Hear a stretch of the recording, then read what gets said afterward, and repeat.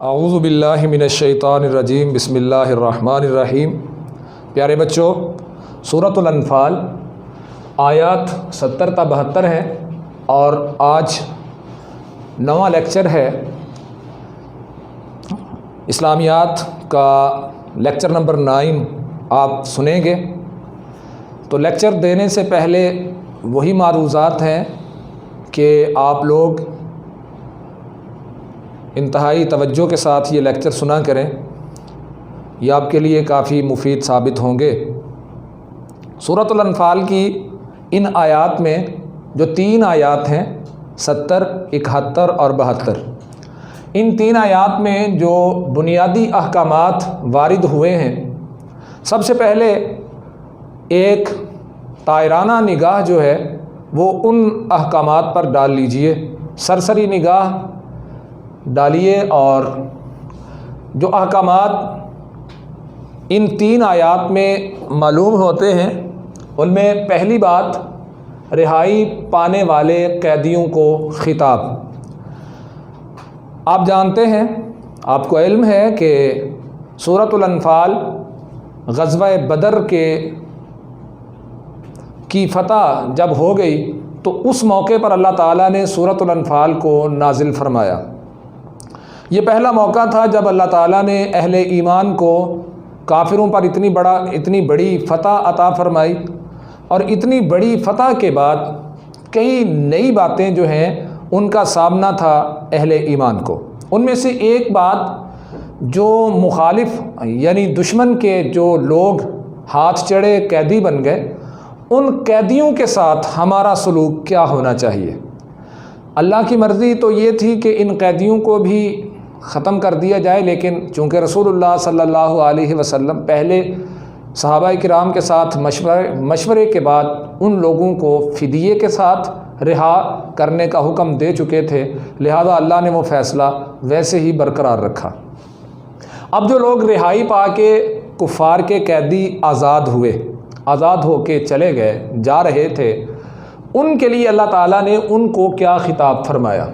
پہلی چیز جو ان آیات میں آپ سنیں گے، سمجھیں گے، پہلی بات کہ رہائی پانے والے قیدیوں کو خطاب، یعنی اللہ نے رہائی پانے والے کفار کے قیدیوں سے کیا ارشاد فرمایا۔ دوسری بات، اب چونکہ اللہ نے آپ کا فیصلہ رسول اللہ صلی اللہ علیہ وسلم کا فیصلہ قائم رکھا تھا، وہ فیصلہ کیا تھا؟ فیصلہ یہ تھا کہ آپ صلی اللہ علیہ وسلم نے فدیہ لے کے، فدیہ جانتے ہیں آپ کس کو کہتے ہیں؟ جی، فدیہ کہتے ہیں جرمانہ، فدیہ کہتے ہیں جرمانے کو، یعنی ایک قیدی کو جب رہا کیا جاتا ہے تو اسے جرمانہ کیا جاتا ہے۔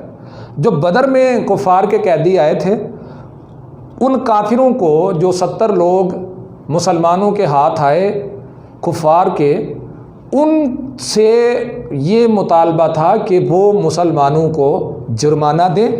جرمانے کی رقم وصول کرنے کے بعد ان کو رہا کر دیا گیا، چھوڑ دیا گیا۔ بعض سے جرمانہ لیا گیا، بعض سے یہ کہا گیا کہ جو تم میں سے پڑھنا لکھنا جانتا ہے وہ ہمارے مسلم نوجوانوں کو، بچوں کو لکھنا، 10 لوگوں کو لکھنا پڑھنا سکھائے تو یہی اس کی طرف سے اس کی دیت ہوگی، یہی اس کی طرف سے دیت نہیں جرمانہ ہوگا، فدیہ ہوگا۔ تو جن کافر قیدیوں سے فدیہ لے لیا، رہا کر دیا۔ دوسری جو بات تھی وہ یہ تھی کہ یہ لوگ کہیں مسلمانوں کے ساتھ دغا نہ کر جائیں، جا کے پھر سے صف بندی شروع نہ کر دیں، پھر سے مسلمانوں پر حملے کی تیاری نہ کر دیں۔ تو وہ جو ایک خوف تھا، ایک خدشہ تھا مسلمانوں کے دل میں، اس خدشے کو اللہ تعالیٰ نے زائل کرنے کے لیے، رد کرنے کے لیے، ختم فرمانے کے لیے ان آیات میں ایک مسلمانوں کو حوصلہ دیا ہے، مسلمانوں کے لیے اللہ نے ایک حکم نازل فرمایا ہے۔ تو ہمارا جو دوسرا نقطہ ہے اس سبق کا وہ یہ ہے، کافر قیدیوں کی رہائی کے بعد ان کی جانب سے دغا بازی کا خطرہ۔ نمبر 3، تیسری آیت وہ تھوڑی لمبی بھی ہے، لینتھی بھی ہے، طویل ہے۔ تو اس آیت کریمہ میں 3 مسائل بیان ہوئے ہیں۔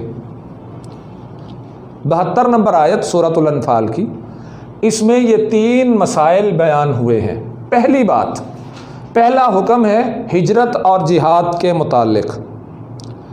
ہجرت کیا ہے، جہاد کیا ہے، اور دوسری بات کہ ہجرت کی فضیلت کیا ہے، جو لوگ ہجرت کرتے ہیں ان کا مقام کیا ہے۔ تیسری بات جو آیت نمبر 72 میں اللہ رب العزت نے بیان کی ہے، جو ہمارے لیے حکم نازل فرمایا ہے، وہ یہ ہے کہ سرحد پار مسلمان کن مسلمانوں کی مدد کرنی چاہیے۔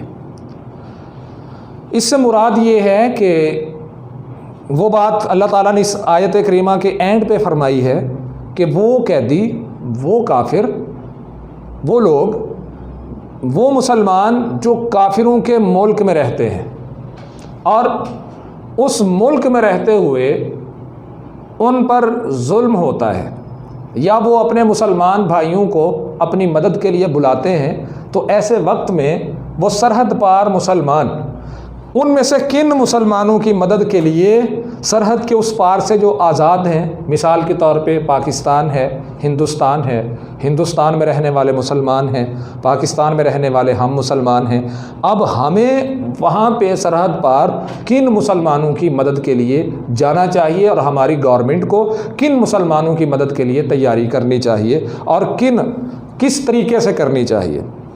یہ 5 باتیں ہمارا جو ہے اس سبق کا ماں حاصل ہے۔ یہ 5 باتیں ہم نے ان آیات میں سمجھنی ہے۔ پہلی بات، رہائی پانے والے قیدیوں سے خطاب۔ تو آئیے سبق کا آغاز کرتے ہیں کہ اللہ تعالیٰ نے رہائی پانے والے قیدیوں کو، یعنی کفار کے قیدیوں کو کیا خطاب فرمایا ہے۔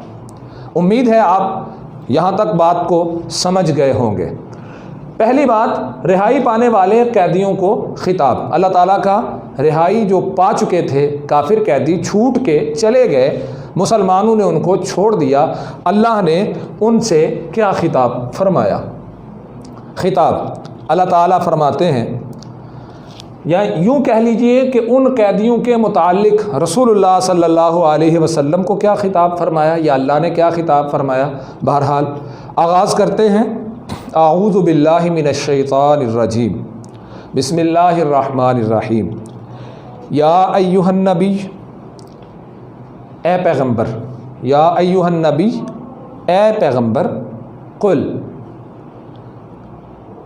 لمن فی ایدیکم من الاسری، اے پیغمبر جو قیدی تمہارے ہاتھ میں گرفتار ہیں ان سے کہہ دو۔ اے پیغمبر صلی اللہ علیہ وسلم، جو قیدی تمہارے ہاتھ میں گرفتار ہیں ان سے کہہ دو، ان یعلم اللہ فی قلوبکم خیرا یؤتکم خیرا، اگر تمہارے دلوں میں نیکی معلوم کرے گا، ان یعلم اللہ، اگر خدا، یعلم اللہ فی قلوبکم، تمہارے دلوں میں نیکی معلوم کرے گا۔ جی پھر سنیے، ان یعلم اللہ فی قلوبکم خیرا، اگر خدا تمہارے دلوں میں نیکی معلوم کرے گا، یؤتکم خیرا مما اخذ منکم، یؤتکم خیرا مما اخذ منکم، تو جو مال تم سے چھن گیا اس سے بہتر تمہیں عنایت فرمائے گا۔ جی ایک دفعہ پھر سنیے، ان یعلم اللہ فی قلوبکم خیرا، اگر خدا تمہارے دلوں میں نیکی معلوم کرے گا، یؤتکم خیرا مما اخذ منکم، تو جو مال تم سے چھن گیا ہے اس سے بہتر تمہیں عنایت فرمائے گا، ویغفر لکم، اور تمہارے گناہ معاف فرما دے گا، واللہ غفور الرحیم، اور خدا بخشنے والا مہربان ہے۔ پہلا نقطہ ہے ہمارے سبق کا کہ رہائی پانے والے قیدیوں کو خطاب۔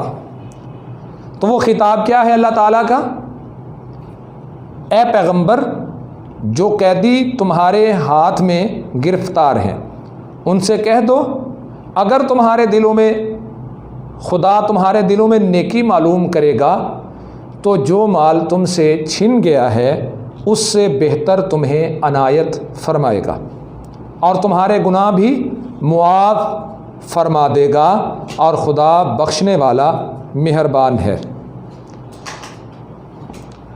دوسرا نقطہ سبق کا، کافر قیدیوں کی رہائی کے بعد ان کی جانب سے دغا بازی کا خطرہ۔ ایک تو اللہ تعالیٰ نے نبی مہربان صلی اللہ علیہ وسلم کو یہ حکم دیا ہے پہلی آیت کریمہ میں۔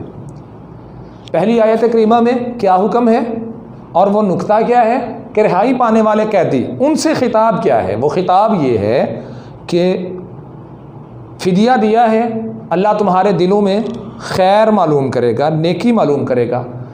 واضح ہے اس سے کہ تم اگر مسلمان ہو گئے، کافر قیدی اگر مسلمان ہو گئے تو ایسی صورت میں اللہ تعالیٰ ان کا جو مال بصورت فدیہ چھن گیا یا جو مال وہ اپنے ساتھ مکے سے آتے ہوئے لے کے آئے تھے وہ چھنا، مال غنیمت مسلمانوں کے لیے بنا، یہ تمام مال جو ہے اگر یہ ایمان لے آتے ہیں تو اللہ تعالیٰ اس مال کو ان کے لیے واپس لوٹا دے گا اور ان کے پچھلے گناہوں کو معاف فرما دے گا۔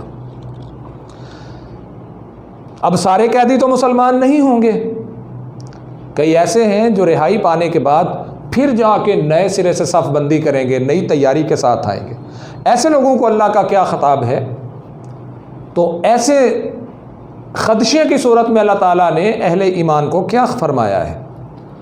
وَإِن يُرِيدُوا خِيَانَتَكَ وَإِن يُرِيدُوا خِيَانَتَكَ، اور اگر یہ لوگ تم سے دغا کرنا چاہیں گے۔ وَإِن يُرِيدُوا، ہمارا پوائنٹ کیا ہے، نقطہ کیا ہے؟ کافر قیدیوں کی رہائی کے بعد ان کی جانب سے دغا بازی کا خطرہ۔ تو اس کا جواب اللہ تعالیٰ نے کیا ارشاد فرمایا ہے؟ وَإِن يُرِيدُوا خِيَانَتَكَ فَقَدْ خَانُوا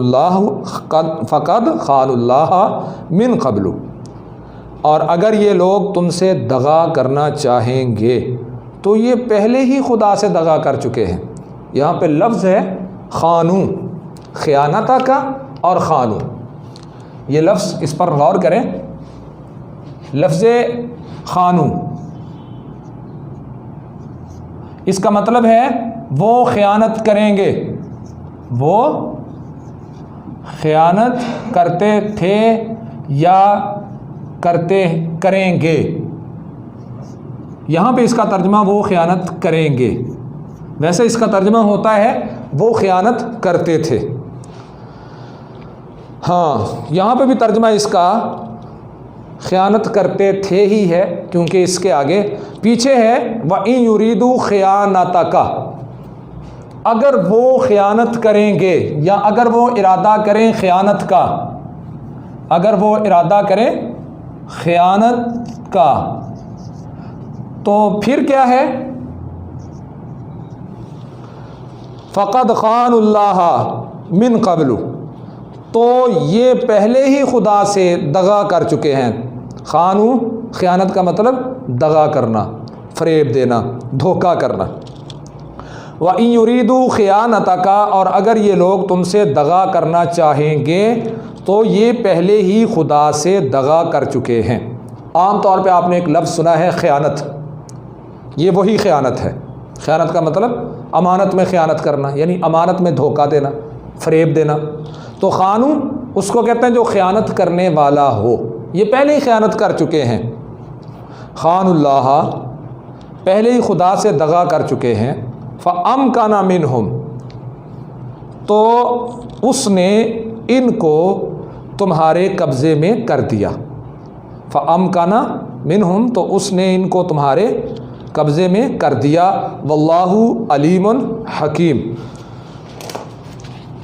تو دوسرا نقطہ جو تھا وہ یہ ہے کافر قیدیوں کی رہائی کے بعد ان کی جانب سے دغا بازی کا خطرہ، تو اس کا جواب آیت نمبر 71 میں اللہ رب العزت نے ان الفاظ میں بیان کیا ہے وَإِن يُرِيدُوا خِيَانَتَكَ فَقَدْ خَانُوا اللَّهَ، اور اگر یہ لوگ تم سے دغا کرنا چاہیں تو پہلے ہی یہ خدا سے دغا کر چکے ہیں۔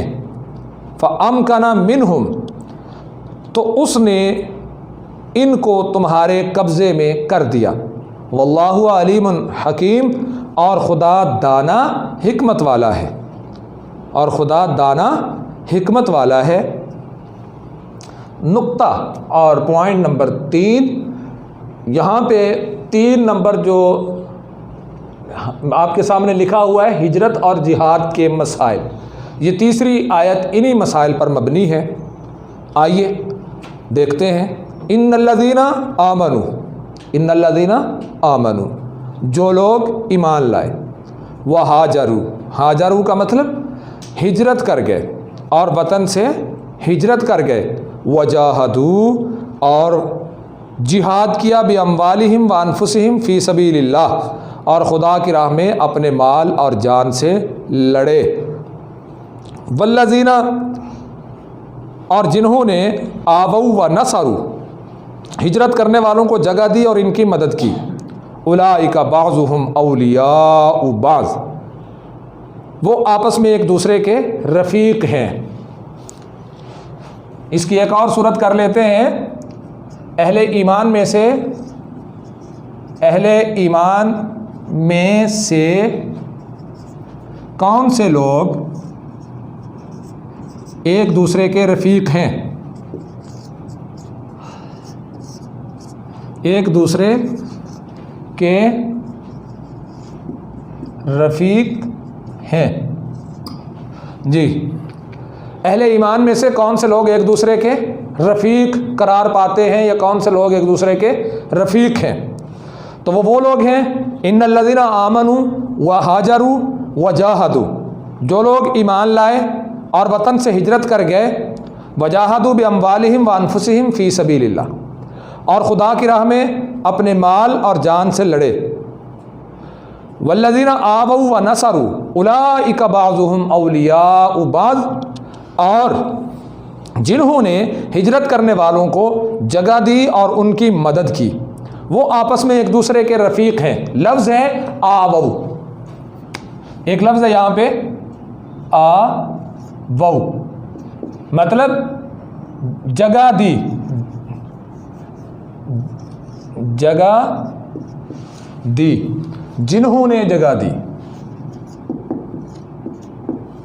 ٹھیک ہے جی۔ والذین آمنوا،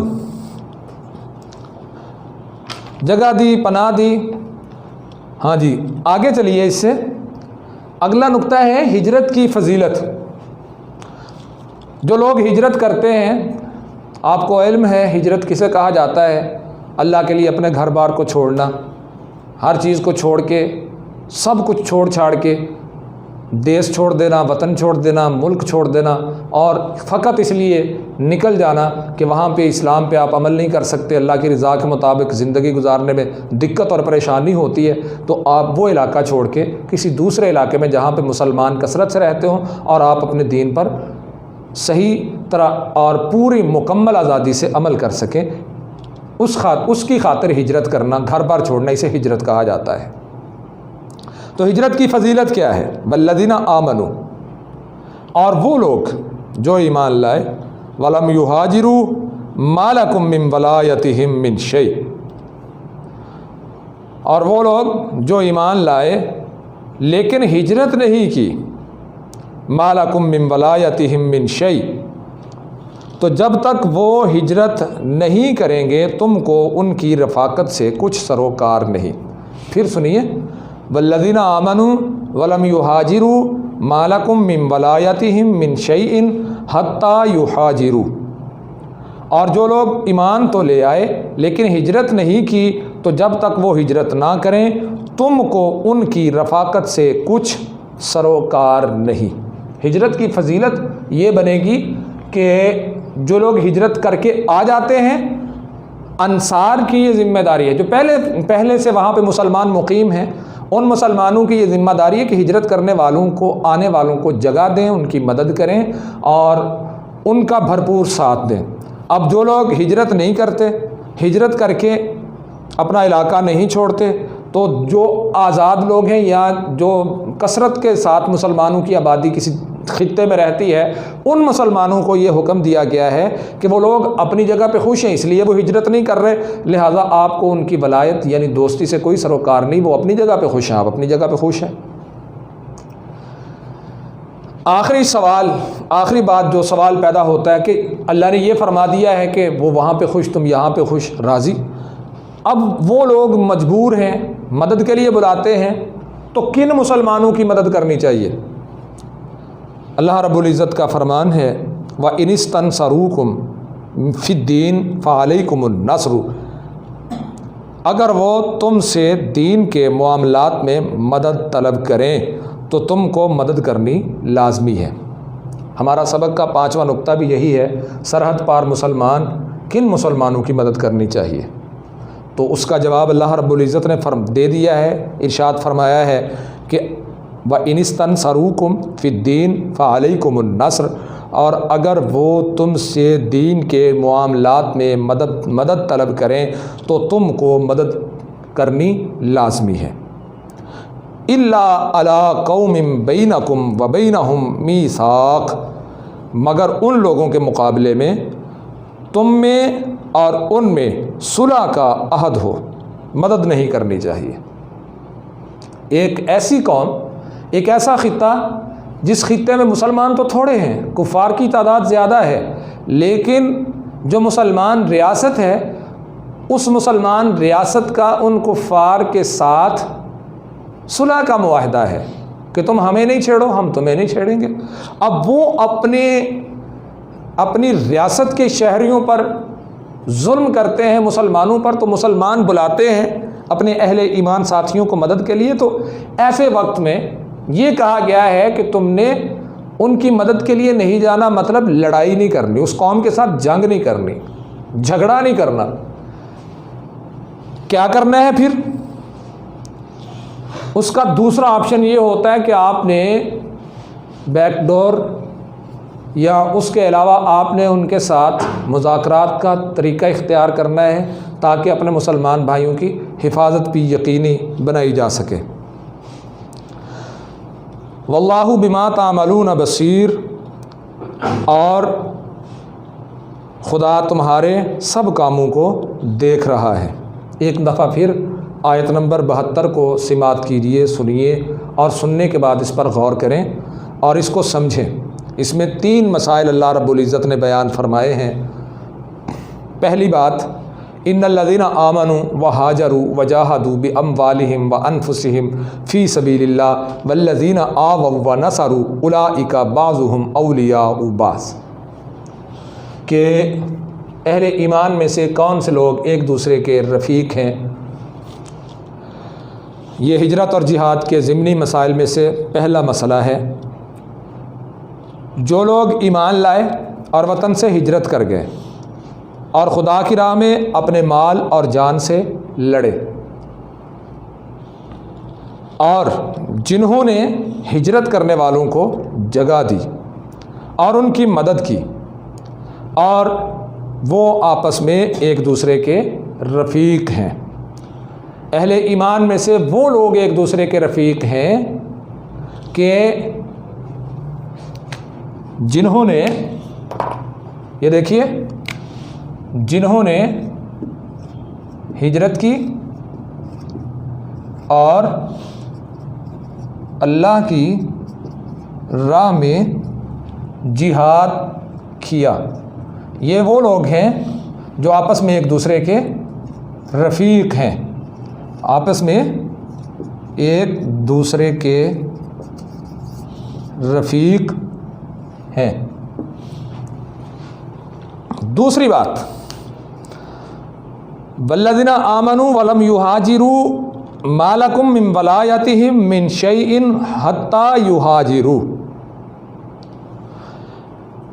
اور جو لوگ ایمان تو لے آئے لیکن ہجرت نہیں کی، تو جب تک وہ ہجرت نہ کریں تم کو ان کی رفاقت سے کچھ سروکار نہیں۔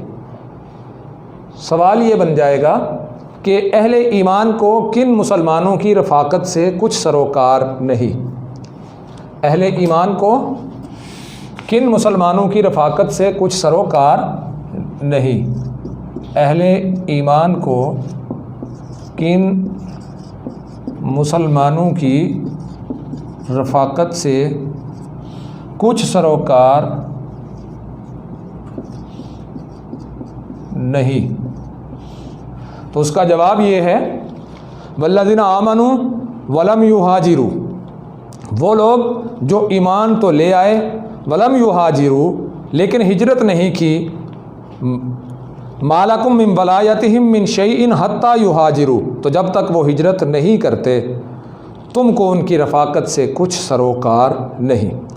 وَإِنِ اسْتَنصَرُوكُمْ فِي الدِّينِ فَعَلَيْكُمُ النَّصْرُ إِلَّا عَلَىٰ قَوْمٍ بَيْنَكُمْ وَبَيْنَهُمْ مِيثَاقٌ، اور اگر وہ تمہیں دین کے معاملات میں مدد طلب کریں، اور اگر وہ تم سے دین کے معاملات میں مدد طلب کریں تو تم کو مدد کرنی لازمی ہے۔ إِلَّا عَلَىٰ قَوْمٍ بَيْنَكُمْ وَبَيْنَهُمْ مِيثَاق، مگر ان لوگوں کے مقابلے میں تم میں اور ان میں صلح کا عہد ہو، مدد نہیں کرنی چاہیے۔ واللہ بصیر بما تعملون بصیر، اور خدا تمہارے سب کاموں کو دیکھ رہا ہے۔ تو آج کا ہمارا سبق یہاں پر مکمل ہوا۔ امید ہے کہ آپ بھرپور اچھے انداز میں اس بات کو سمجھ چکے ہوں گے کہ اللہ تعالیٰ نے ان آیات میں کیا مسائل بیان کیے ہیں۔